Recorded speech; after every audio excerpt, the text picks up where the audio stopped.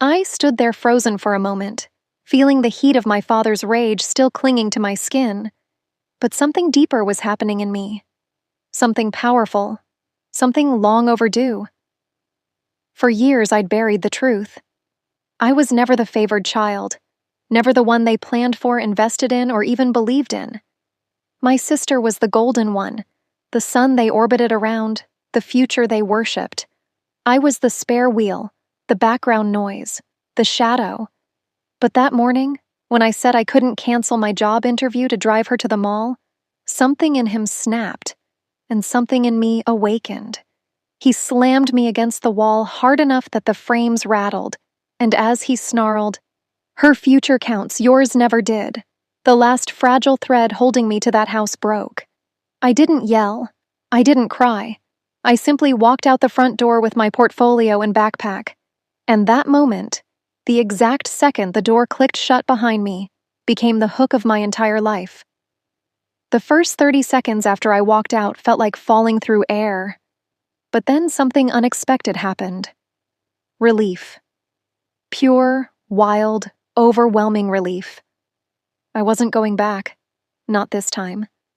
The cold morning wind hit my face like a baptism, and I felt reborn, like the world had cracked open and finally offered me a way out. I didn't have a car anymore. They'd taken the keys after my father claimed I didn't deserve anything they paid for. So I walked to the bus stop and rehearsed my interview answers out loud with shaking breath.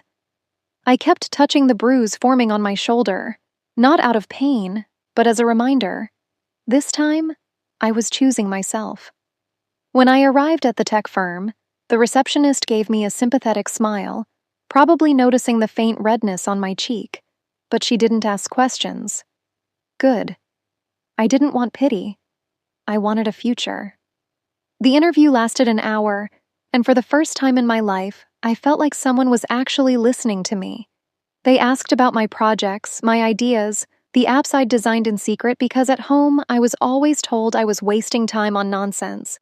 The hiring manager leaned forward, impressed, and said, "You've got real talent." Words I had never heard from someone who meant them. 2 days later, I got the call. I had the job. Full-time, good salary, housing stipend, health insurance, a real beginning. I found a tiny studio apartment, a little rundown, but mine. I bought groceries with my own money. I slept without fear of someone barging in to remind me of my worthlessness. And for the first time in years, I felt something like hope.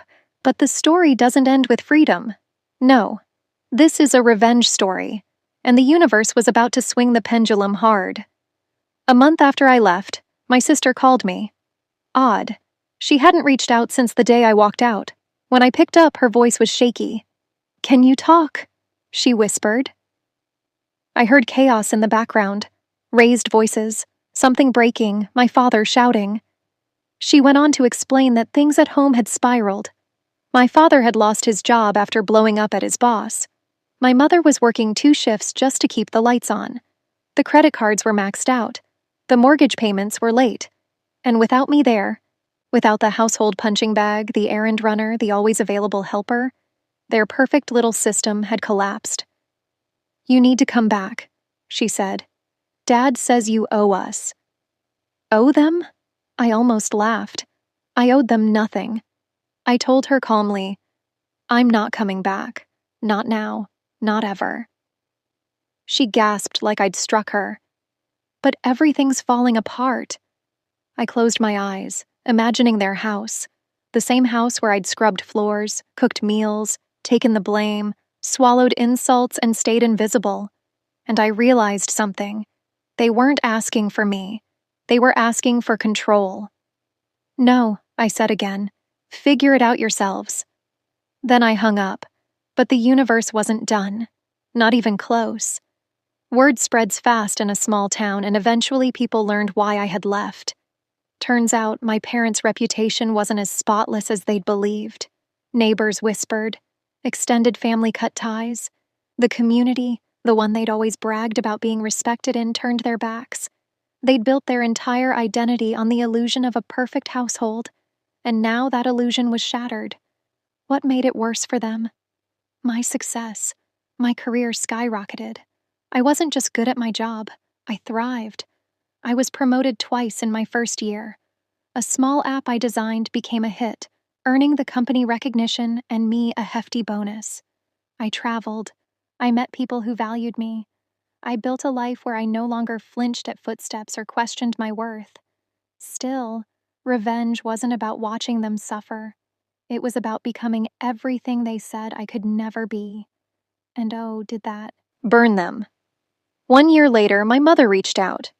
Unlike my father, she wasn't cruel, just passive, too afraid to stand up for me. Her message was soft, almost pleading. "We miss you. Can we talk?" She asked to visit, and after a long night of thinking, I agreed, but only to meet her in public. A cafe. Neutral ground. She arrived looking thinner, older. She held my hands and cried. "We were wrong," she whispered. "Your father, he's changed." But I saw the truth in her eyes.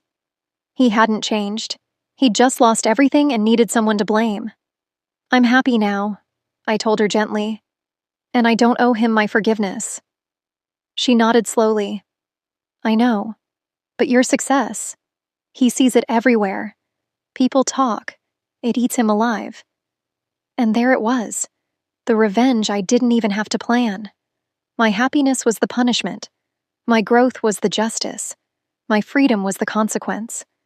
Before we said goodbye, she asked, "Will you ever come home?" I smiled sadly. I am home. Time passed, and my life kept rising while theirs continued sinking. My father eventually reached out, but I didn't answer. I didn't need closure. I didn't need an apology he wasn't capable of giving. My life had already moved forward without him. Even now, years after that moment that split my life in two, I sometimes wonder what would have happened if I'd stayed, if I'd canceled that interview, made myself small again, let their narrative swallow me whole. But then I remind myself of the truth. Staying would have been a slow death. Leaving was the first breath of my real life, and that breath turned into a storm. My journey wasn't perfect. There were nights I questioned everything, worried I'd made a mistake, feared I wasn't strong enough to build a life from scratch.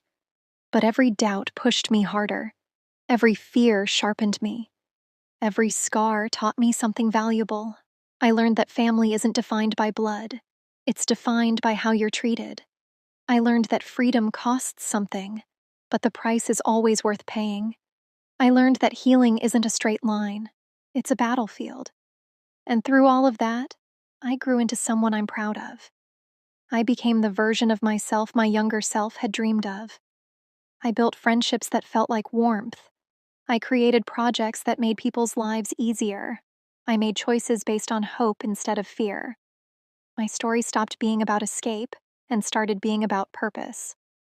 Years later, when a documentary filmmaker asked to feature my app's success story, I hesitated. Not because I was afraid of telling the truth, but because I knew my parents would see it. But then I realized something powerful. My story might help someone else find the courage to walk out of their own darkness. So I said yes.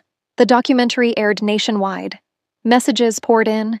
People thanked me for sharing. Some said it saved them. Some said it inspired them. And I realized that the moment my father tried to convince me I had no future was the moment he unknowingly created one, bigger than anything he imagined. So here's the final truth I want to leave you with. Your worth is not determined by who failed to see it. Your future is not limited by who tried to hold you back. Your strength is not measured by the pain you endured, but by the person you become after you rise. Walk away if you have to. Rise because you deserve to. And never forget, sometimes the greatest revenge is simply becoming everything they told you you'd never be.